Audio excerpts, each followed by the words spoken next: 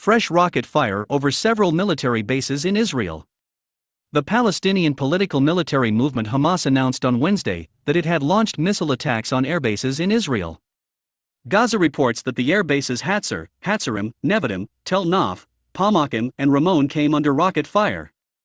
There is no information on damage or casualties. Israel claims that it has not even hit the bases in question. Tel Aviv believes such actions by Hamas are dust in the eyes of the UN Security Council, which has criticized Hamas for firing missiles and attacking Israeli civilians.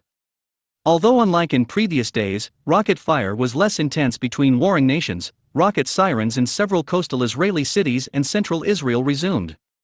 Rocket attacks began late Tuesday night and lasted until 2 a.m. Wednesday.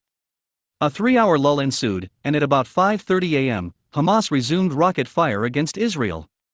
An IDF spokesman said the Iron Dome air defense system had intercepted much of the shells.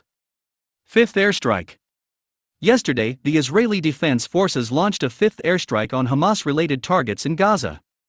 As we reported, about 60 Israeli planes dropped just over 100 bombs on approximately 65 targets in Gaza. Israel says the targets are related to Hamas underground tunnels in Gaza, known as the Hamas subway. Also, on the border with Lebanon, Tel Aviv allowed artillery shelling on areas in Lebanon believed to belong to Hamas. The reason was an early attack by pro-Palestinian troops from Lebanon on Israel. USA, UN, and Egypt. Attempts at a ceasefire between Palestinians and Israelis at the international level continue.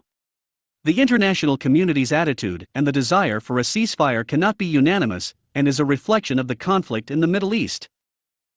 Joe Biden's silence on the situation in the Middle East was broken on Tuesday when he proposed a ceasefire in a conversation with Benjamin Netanyahu. It's expected Biden to make the same statement again today, as there is a lot of pressure from his Democratic Party. Analysts and sources in Israel say the involvement of Egypt and Jordan as mediators in the ceasefire process could be a significant success. According to some, progress expects this Thursday, and the fire will cease.